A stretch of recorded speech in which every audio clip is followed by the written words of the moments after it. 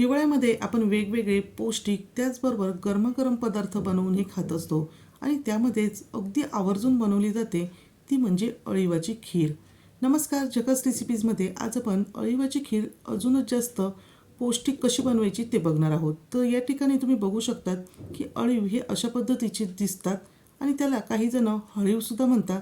त्याचबरोबर हिंदीमध्ये याला हलीम असे म्हटले जाते. असे हे बारीक बियांसारखे दिसणारे अळीव आपल्याला भिजत घालायचे आहे. त्यासाठी मी अर्धी वाटी एवढे अळीव घेतलेले आहे आणि आता आपण एका वाटीमध्ये ते भिजवून घेणार आहोत. जेवढे आपण अळीव घेतलेले आहे त्याच्या दुप्पट आपल्याला पाणी घालायचं आहे किंवा त्यापेक्षा थोडं जास्त पाणी आपण यामध्ये घातलं तरीसुद्धा चालणार आहे. आता एक वाटी इथे मी पाणी घालून घेणार आहे कारण की अर्धी वाटी एवढे आपण इथे अळीव घेतलेले होते. आता पाणी घातल्यानंतर तुम्ही बघू शकतात की हे अळीव पाण्यावर तरंगतात, त्यामुळे चमच्याने हलवून व्यवस्थित आपल्याला हे अळीव मिक्स करून घ्यायचे आहे आणि साधारणतः 20 मिनटं ते अर्धा तासापर्यंत आपण हे अळीव भिजवून घेणार आहोत. त्यासाठी आता याच्यावर मी झाकण ठेवणार आहे आणि आपण तोपर्यंत खिरीची तयारी करायला घेणार आहोत. आपल्याला हे अळीवची जी खीर आहे तर ती अजूनच पौष्टिक बनवायची आहे. त्यासाठी मी इथे 8 ते 10 बदाम घेतलेले आहे आणि ते अगदी तूप न घालता कोरडेच आपण कढईमध्ये लो फ्लेमवर भाजून घेणार आहोत. अगदी एखादे 2 मिनिट आपण याला भाजायचे आहे.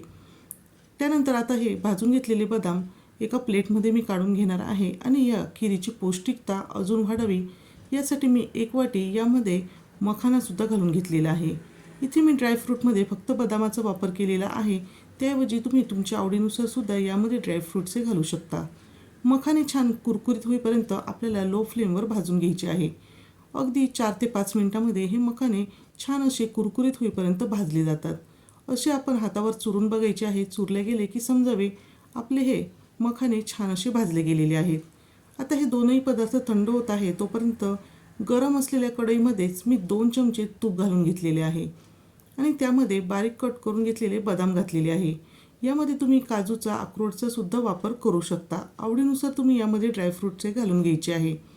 त्यानंतर आता यामध्ये मी 2 वाट्या एवढे दूध घालून घेणार आहे. आता ही खीर बनवताना आपल्याला दूध अजिबात आटवून घ्यायची गरज नाही. आता सुरुवातीला चमच्याने आपण हलवून हे दूध व्यवस्थित असे मिक्स करून घेणार आहोत आणि दुधाला फक्त आपल्याला एक उकळी काढून घ्यायची आहे. कारण की दुधाला घट्टपणा येण्यासाठी आता आपण जे भाजून घेतलेले बदाम आणि मखाने आहेत तर त्याची आपण मिक्सरमधून पावडर करून घेणार आहोत. पण त्याची अगदीच पिठासारखी पावडर न करता हलकेसे आपल्याला हे रवेदार दळून घ्यायचे आहे. दुसऱ्या बाजूला तुम्ही बघू शकता दुधाला सुद्धा छान अशी उकळी आलेली आहे आणि दूध व्यवस्थित गरम झालेले आहे.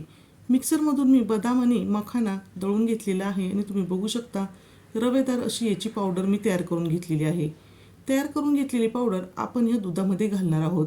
आता ही पावडर या दुधामध्ये घातल्यामुळे या दुधाला आपोआपच घट्टपणा येणार आहे. त्यामुळेच मी सुरुवातीलाच तुम्हाला सांगितले की दूध आपल्याला फक्त गरम करून घ्यायचे आहे, ते आटवून घेण्याची अजिबात गरज नाही. आता जसजसे यामध्ये ही पावडर शिजली जाईल तसतसे हे दूध घट्ट होत जाणार आहे. आता यामध्ये मी अर्धी वाटी एवढी साखर घालून घेतलेली आहे आणि साखरसुद्धा आता आपल्याला यामध्ये मिक्स करायची आहे. आता गॅसची फ्लेम मीडियम टू लो ठेवून अगदी 2 ते 3 मिनिटे आपण हे दूध उकळून घेणार आहोत. म्हणजे त्यातली पावडर जसजशी शिजली जाईल तसतसे हे दूध घट्ट होणार आहे. 2 ते 3 मिनिटानंतर आता आपण जे भिजवून घेतलेले अळीव आहे तुम्ही बघू शकता खूप छान असे फुललेले आहे. सर्व पाणी यामध्ये शोषले गेलेले आहे. तर हे भिजवलेले अळीव आपण गरजेनुसार या खिरीमध्ये टाकून घेणार आहोत. तर काही अळीव हे मी शिल्लक ठेवलेले आहे आणि बाकी सर्व अळीव यामध्ये घातलेले आहे. जर गरज वाटली तर ते उरलेले सुद्धा अळीव आपण यामध्ये घालून घ्यायचे आहे. आता हे अळीव या दुधामध्ये व्यवस्थित असे मिक्स केलेले आहे. जर तुम्हाला यामध्ये गूळ घालायचा असेल तर अशा वेळेस तुम्ही यामध्ये साखर न घालता पूर्ण खीर तयार झाल्यानंतर हलकीशी ती कोमट होऊ द्यायची आहे आणि त्यानंतर बारीक चिरून घेतलेला गूळ अर्धी वाटी यामध्ये घालून घ्यायचा आहे. जर गरम असतानाच गूळ घातला तर अशा वेळेस खीर फाटू शकते. आता यामध्येच मी 1 चमचा वेलची पावडरसुद्धा घालून घेतलेली आहे आणि वेलची पावडरसुद्धा यामध्ये आपल्याला व्यवस्थित अशी मिक्स करायची आहे. साधारणतः आता 3 ते 4 मिनटं झालेली आहे आणि तुम्ही बघू शकता पुन्हा या दुधाला म्हणजेच या खिरीला छान अशी उकळी आलेली आहे आणि पहिल्यापेक्षा ही खीर व्यवस्थित अशी घट्टसरसुद्धा तयार झालेली आहे. अशा वेळेस आता आपण गॅसची फ्लेम ही बंद करणार आहोत कारण की आता ही खीर थोडी थंड झाल्यानंतरसुद्धा अजूनही घट्टसर अशी तयार होणार आहे. त्यानंतर मी जे भाजून घेतलेले मखाने होते तर त्यातलेच काही मखाने इथे मी शिल्लक ठेवलेले होते. आणि आता हे मखानेसुद्धा मी यामध्ये घालणार आहे. ज्यावेळेस आपल्याला गॅसची फ्लेम बंद करायची आहे त्याच्या अगदी 1 मिनिट आधीच आपल्याला हे मखाने असे यामध्ये घालून घ्यायचे आहे. जर तुम्हाला आवडत नसेल तर ते नाही घातले तरीसुद्धा चालणार आहे. जर खीर लगेच खायची नसेल तर अशा वेळेस तुम्ही हे मखाने ज्यावेळेस खीर खाणार आहात त्याच वेळेस घालायचे आहे, कारण की काही वेळानंतर हे मखाने खिरीमध्ये नरम होऊ शकतात. इथे आता आपली घट्टसर खीर तयार झालेली आहे आणि मी गॅसची फ्लेमसुद्धा बंद केलेली आहे.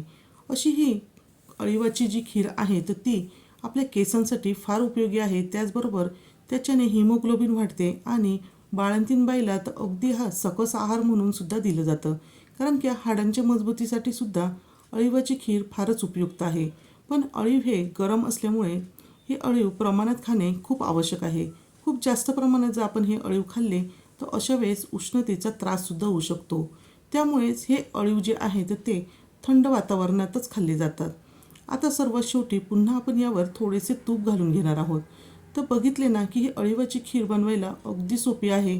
त्याचबरोबर ती अजून जास्त पौष्टिक व्हावी यासाठी आपण यामध्ये बदामाचा, मखाण्यांचा सुद्धा वापर केलेला आहे. तर अशी ही नेहमीपेक्षा वेगळ्या पद्धतीने बनवलेली पौष्टिक अळीवाची खीर या थंडीमध्ये तुम्हीसुद्धा नक्की बनवून बघा आणि ती तुम्हाला कशी वाटली हे कमेंट करून सांगायला विसरू नका. व्हिडिओ जर आवडला असेल तर व्हिडिओला लाईक करा, शेअर करा आणि जकास रेसिपी चॅनलवर नवीन असाल तर जकास रेसिपी चॅनलला सबस्क्राईब करायला विसरू नका. पुन्हा भेटूया अशाच एका जकास रेसिपीसोबत.